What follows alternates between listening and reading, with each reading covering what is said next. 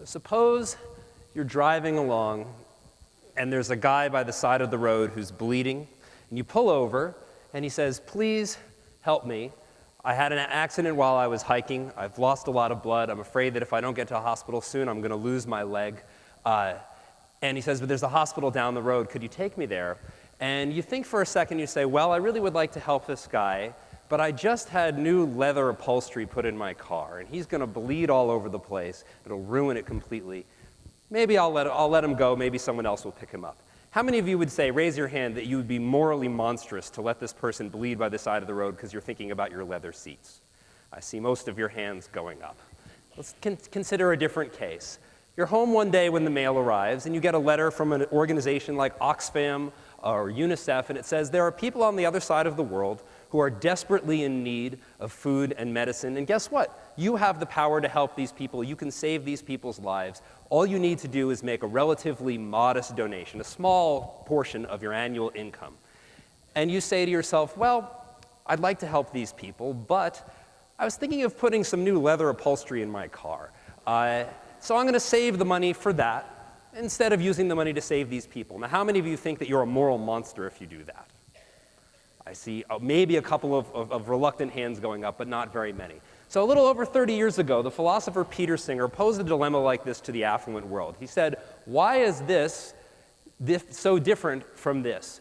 Why is it that we feel that we have a strong moral obligation to help that person who's bleeding by the side of the road, but not people on the other side of the world whose lives we can save or dramatically improve by making relatively modest sacrifices?"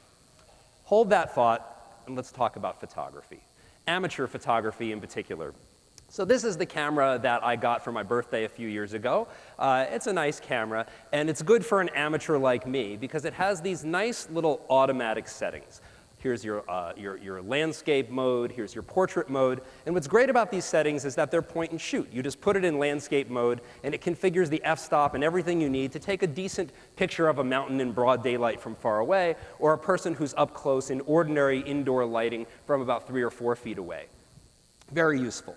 Now, occasionally I get ambitious and I want to try something funky, someone up close, off to the side, and out of focus in very low light or something like that. And if I'm going to do that, then I would put the camera in manual mode. And when I put the camera in manual mode, I can adjust all of the settings myself and do exactly what I need in order to respond to the demands of my artistic ambitions. What's nice about this kind of design, having the automatic settings and having manual mode, is that they allow an amateur photographer like me, or even a professional photographer, to navigate the ubiquitous trade-off between efficiency and flexibility. The automatic settings are wonderfully efficient, point and shoot, and most of the time they get you the right answer. On the other hand, but they're not very flexible. You know, if you're trying to do something fancy, you can't use the point and shoot settings. At the same time, the manual mode is maximally flexible. You can do anything you want, but it's not very efficient. It takes time, and if you don't know what you're doing, or even if you do know what you're doing, you're likely to make a mistake. But the nice thing about having both modes is that you can toggle back and forth. If you're in a standard kind of photographic situation, then you can use one of your automatic settings, and you can use manual mode when you want to do something fancy. Well, it turns out that the human brain has the same basic kind of design, as demonstrated in the situations where people are choosing between an immediate reward and a delayed reward. So if you put someone in a brain scanner and say, "How would you like to have $2 right now?" you'll see increased activity in these brain regions called the ventral striatum and the ventromedial prefrontal cortex, which are essentially saying, $2 now, gimme, gimme, gimme. A reward that I like, whether it's food or sex or money or whatever it is, that's good. Let's have some of that right now. Now, that's not always the best thing to do. Sometimes we're better off not using the automatic settings and instead putting ourselves in manual mode.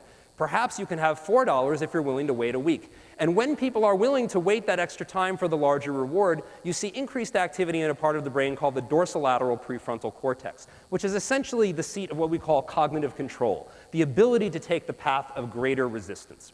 So just like the camera, we can go with the automatic setting that gets the answer right most of the time, or we can use our manual mode to take the path of greater resistance when the situation calls for it.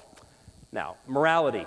You can't get out of Harvard without hearing about dilemmas in which people get run over by trolleys, and here's your initiation if you haven't heard this before.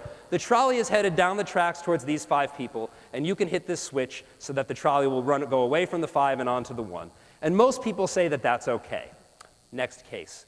The trolley is headed towards these 5 people, and this time the only way you can save them is to push this large guy off of the footbridge so that he'll land on the tracks, and you can use him as a kind of trolley stopper to save the 5. We'll assume you can't jump yourself, this will definitely work, and so on and so forth. Nevertheless, most people say that that's not okay. Now, this is an interesting pair of moral dilemmas. There's a question about why should we say that it's okay to push or to trade 1 life for 5 in the first case, but not in the second case. I want to focus on the psychological and neuroscientific question: why does this actually happen? Why do we say that it's okay in the first case, but not here? And the theory goes like this, and the theory is based on the same principle as the camera. So we get the switch case. You've got your manual mode that says 5 lives for 1. That sounds pretty good. And in the switch case, there's not much of an emotional response to the thought of running this guy over for whatever reason. And so we say, okay, that's all right. You get the footbridge case. Manual mode says 5 lives for 1. That sounds like a pretty good deal. But our automatic settings react to this case in a different way. And that automatic response tends to dominate. And as a result, most people, not everybody, economists sometimes say that it's okay to do this here, but most people will say that that's not okay. Now, can we test this theory? Indeed, we can. There's a famous neurological patient named Phineas Gage, and the short story is that he was working on the railroad one day and he got this iron spike through his head, and as a result, he went from being this upstanding man of great character to being a kind of lawless wanderer. The interesting thing about Gage is that his intellectual faculties seemed to remain intact. In other words, his manual mode was just fine, but his emotional responses to things and his ability to make decisions were dramatically impaired. So what would happen if we give these trolley dilemmas to people like Phineas Gage? Well, it turns out there are patients like him who have damage to the ventromedial prefrontal cortex, one of those brain regions that's involved in saying, gimme now, when there's an immediate reward available. And so the story looks like this again. Manual mode says, hey, let's go with the numbers. Let's make the utilitarian response. Your automatic settings, one of them at least says, no, that doesn't sound good. If we get rid of the automatic settings by driving a spike through it or whatever it may take, then the judgment changes. And indeed, when patients with this kind of brain damage encounter the footbridge case or cases like it, they're 2 to 5 times more likely than ordinary people to say that it's okay to harm one person in order to save several others. Manual mode, automatic settings, and again we see the dorsolateral prefrontal cortex lighting up when ordinary people say, let's go with the numbers. Now, what exactly are we responding to? Is this an emotional response that we want to trust, this emotional response that seems to be missing in these other people? Well, we can play around with these trolley dilemmas. So here's a trolley headed towards the 5, and here you are, and you can push this guy. Now he's got a big backpack, and save him. And most people say, as I said, that that should be down, not okay. 31% say that it's okay. No, I got it right. Never mind. 31% say it's okay. We can play with this. And now, instead of having the guy, you're pushing the guy there, we say, well, you can drop him through this trap door by hitting this switch, and that way you can save the 5. And when you give a separate group of people this kind of dilemma, most people say that it's okay. Something kind of funny going on. Perhaps our automatic settings are leading us astray.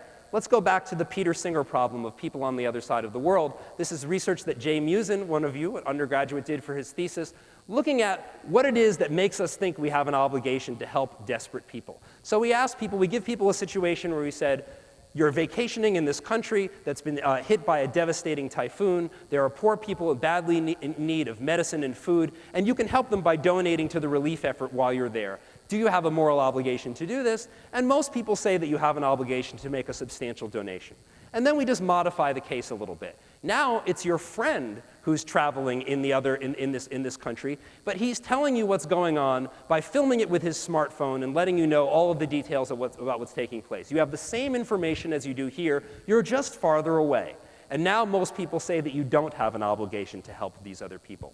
So what's going on in these cases? When we have the sense that we have a moral obligation to help the guy who's bleeding by the side of the road, that you'd be a moral monster if you didn't do that.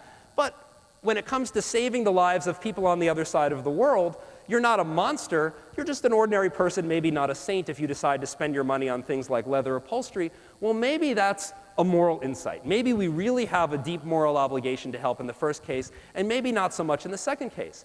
On the other hand, Think about this from an evolutionary perspective. We evolved in a world in which there were people who were right in front of you who we could help, and who could help you perhaps sometime down the road. We did not evolve in a world in which there are strangers on the other side of the world whose lives we could save by making modest material sacrifices.